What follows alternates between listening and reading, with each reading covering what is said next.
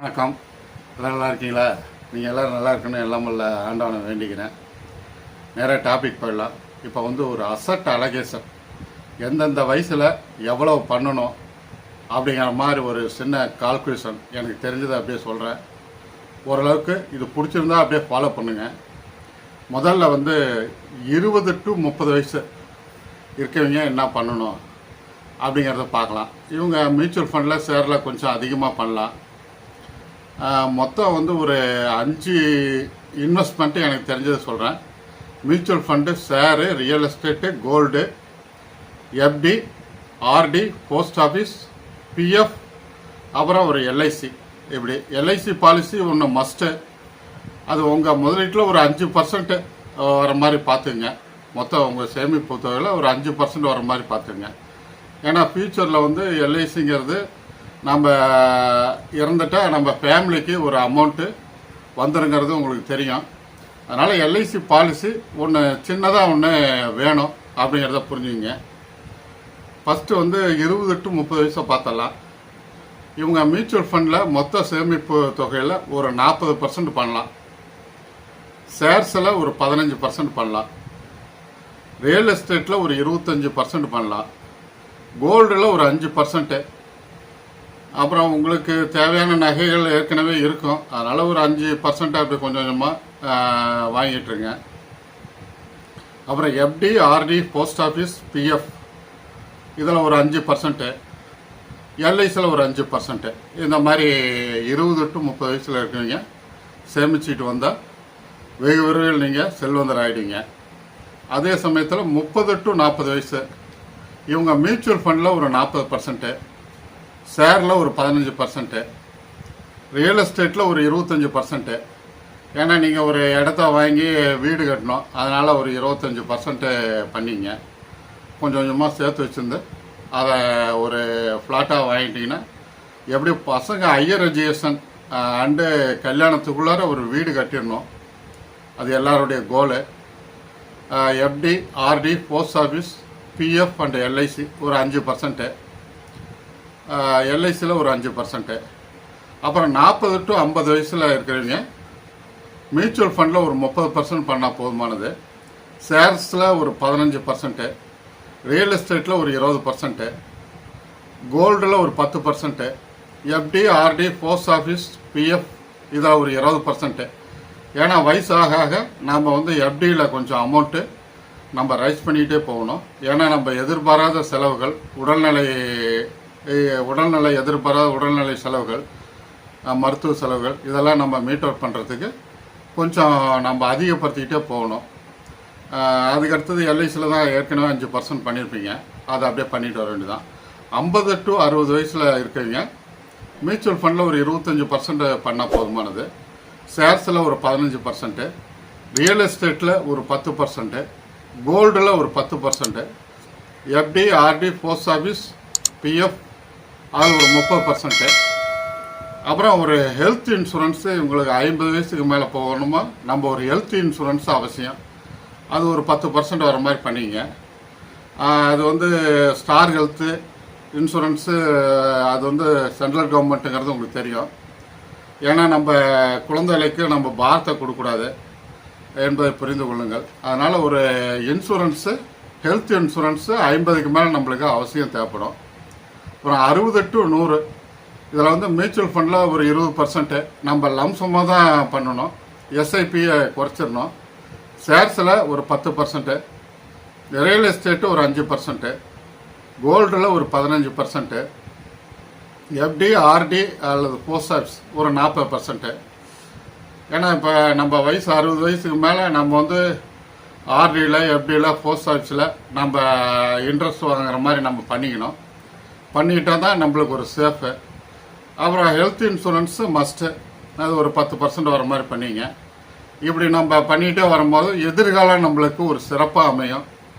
முதுமையில் நம்ம கஷ்டப்பட வேண்டியதில்லை, யாருக்கும் நம்ம பாரமாகவும் இருக்க வேண்டியதில்லை. இந்த காலத்தில் பணம் இருந்தால் தான் மதிப்புங்கிறதையும் ஓரளவுக்கு புரிஞ்சுங்க. நம்ம சொந்த பந்தம், நம்மளுடைய குழந்தைகள் எல்லாமே இன்றைக்கி காலத்தில் எப்படி இருக்குங்கிறது ஒரு யதார்த்தத்தை நீங்கள் புரிஞ்சுங்க. ஷேர்ஸில் முதலீடு எப்படி பண்ணணுன்னா ஒரு 10 to 15 ஸ்டாக்குக்கு மேலே போகக்கூடாது.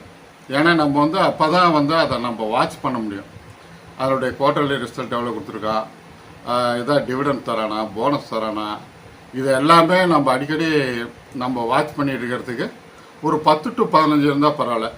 ஏன்னா அப்புறம் நம்ம வந்து ஷேர்ஸை நம்ம வாங்கியிருக்க ஷேர்ஸ் இறங்கினாலும் அதை நம்ம பார்த்துட்டு அது 1-2 வாங்கலாம். நல்ல வசதியாக இருக்குங்க. ஒரு 5% இருந்தாலும் வாங்கலாம், 10% இறங்கினாலும் வாங்கலாம். 1, 2, 3 அதிக ஷேர்ஸ்லாம் வாங்க வேணாம். ஏன்னா மார்க்கெட் இறங்கும் போது நம்ம ஷேர்ஸை ஆவரேஜ் பண்ண முடியாது. அதிக ஷேர்ஸை வாங்கிட்டோம்னா நாம் ஆவரேஜ் பண்ணுறது சிரமமாக இருக்கும். அதே மாதிரி மாத வருமானம் குறைவாக இருக்குவீங்க, ஷேரை வாங்க முடியலன்னு வருத்தப்படாதீங்க. நீங்கள் பயப்படவே தேவையில்லை. நீங்கள் மார்க்கெட்டை வேடிக்கை பார்த்தா மட்டும் போதும். கண்டிப்பாக மார்க்கெட் வந்து மேல் நோக்கி தான் போகும் அப்படிங்கிறத புரிஞ்சுங்க. அதே மாதிரி மியூச்சுவல் ஃபண்டில் டோட்டல் இதில் வந்து ஒரு 3 இதாக பிரிச்சிங்க. மியூச்சுவல் ஃபண்டில் வந்து வருமானம் குறைவாக இருக்குங்க. Mid cap, large cap, small cap மட்டும் பண்ணிங்க. வயசுக்கு தகுந்த மாதிரி அப்படியே பண்ணிங்க. வயசு அதிக நம்ம லார்ஜ் கேப், மிட் கேப்பில் பண்ணிக்கணும். குறைவான வயசு ஒரு 40க்குள்ளே இருக்கிறவங்க ஸ்மால் கேப்லேயும் நம்ம பண்ணிக்கலாம். 3ஆக பிரித்து பண்ணிங்க. Large cap, mid cap, small cap இப்படி பண்ணிட்டு வாங்க. இதில் வந்து குறைவான வருமானம் இருக்கிறவங்க மார்க்கெட் இறங்கும் போது நம்ம வாங்க முடியலையேன்னு வருத்தப்பட வேணாம். மறுபடியும் மார்க்கெட்டு மேலே ஏறிடும். நீங்கள் மாதம் வாங்க வேண்டிய இதை நீங்கள் வாங்கிட்டே இருக்க. அந்த டைமில் நீங்கள் மார்க்கெட்டை வேடிக்கை பார்த்தா மட்டும் போதுமானது.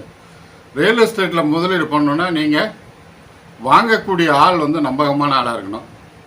அதே மாதிரி அந்த வாங்கக்கூடிய இடத்த வந்து அக்கம் பக்கத்தில் விசாரிங்க. அதே போல் நெட்டில் போட்டு பாருங்கள், அதில் ஏதாவது வில்லங்க இருக்கா, ஏதாவது கடன் இருக்கா அப்படிங்கிற மாதிரி. நல்ல லாயராக அதை கொடுத்து நல்லா கன்சல்ட் பண்ணிங்க. லீகல் ஒப்பீனியன் வாங்கிக்கிங்க. அடுத்தது கோல்டு வந்து நீங்கள் வந்து இன்வெஸ்ட்மெண்ட்டு இன்ஃப்ளேஷனை ஃபீட் பண்ணாது அப்படிங்கிறத எப்பயுமே புரிஞ்சுங்க. ஒரு நீண்ட கால அடிப்படையில் ஒரு 4.5% தான் கிடைக்கும். 4 to 5% தான் கிடைக்கும். ஆனால் இன்ஃப்ளேஷன் பார்த்தீங்கன்னா எகிரிகிட்டே இருக்கிறது உங்களுக்கு தெரியும். அதுவும் 4 to 5% தான். அதனால் அதை ஃபீட் பண்ணாது. நம்ம ஜுவல் வந்து எதுக்குன்னா நம்ம அவசர தேவைக்கு ஏதாவது நம்ம யாரையும் போய் கடன் கேட்க தேவையில்லை. டக்குன்னு பேங்கில் கொண்டு போய் லோனாக வாங்கிக்கலாம். அந்த மாதிரி பண்ணுங்கள். குறைவான வருமானம் இருக்குங்க. அப்படியே ஒவ்வொரு பவுனாக, அரை பவுனாக, கால் பவுனாக அப்படியே காயினாக வாங்கிக்கிங்க. காயினை சேர்த்துட்டு ஒரு 3 பவுனு வரும்போதோ 5 பவுன் வரும்போதோ அது ஒரு நகையாக செஞ்சுக்கிங்க. இப்படி சிறுக முதலீடு செய்வதன் மூலம் நீங்கள் செல்வந்தராயிடலாம். FD, RD, போஸ்ட் ஆஃபீஸு நம்பகத்தன்மை நிறையா இருக்குங்கிறது உங்களுக்கு தெரியும். அதில் வந்து பயப்பட தேவையில்லை. FD, RD போடும்போது ஒரு கவர்மெண்ட் இன்ஸ்டியூஷன் அல்லது கவர்மெண்ட் அண்டர்டேக்கிங் இருந்தால் நல்லது. அதனால் அதை நீங்கள் இதை நல்லா ஊன்றி கவனிச்சிங்க. இந்த மாதிரி ஒரு 5 வகையில் தான் எனக்கு தெரிஞ்சு முதலீடு செய்வதன் மூலம் நம்ம செல்வந்தராக முடியும். ஒவ்வொரு வயசுக்கு ஏற்றாற்போல் நான் வந்து அசட் அலோகேஷன் சொல்லியிருக்கிறேன். அதையும் நீங்கள் கன்சிடர் பண்ணுங்கள்.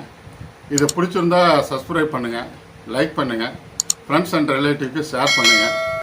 ஏதோ என்னால் முடிஞ்சது, என்னால் தெரிஞ்சது, என்னுடைய நாலேஜ் உட்பட்டதுக்கு என்னுடைய அனுபவத்தில் இதெல்லாம் சொல்லியிருக்கேன். அதனால் இது எல்லாத்துக்குமே பயிர்ற மாதிரி பார்த்துங்க. நம்ம மெசேஜ் வந்து ஓரளவுக்கு நம்ம வந்து இதெல்லாம் என்னுடைய அனுபவத்துலேயும் நிறைய சர்ச் பண்ணியும் இந்த மாதிரிலாம் எடுத்துருக்குறேன். அதனால் இதை வந்து இந்த மாதிரி முதலீடுகள் ரெகுலராக நீங்கள் பண்ணிட்டு இருக்கிற மூலமாக நீங்கள் சீக்கிரம் செல்வந்தராகிட முடியும். உங்களுடைய வயதான காலங்களில், முதுமை காலங்களில் நீங்கள் ஒரு ராஜா மாதிரி வாழலாம். யாருக்கும் நீங்கள் பயப்பட தேவையில்லை. பணம் இருந்தாவே உங்கள் மனசில் ஒரு தெம்பு வந்துடும். அதனால் இதை புரிஞ்சுக்கிட்டா பரவாயில்ல. அதனால் அடுத்த காணொலியில் இன்னும் சுவாரஸ்யமான உங்களை சந்திக்கிறேன். நன்றி, வணக்கம்.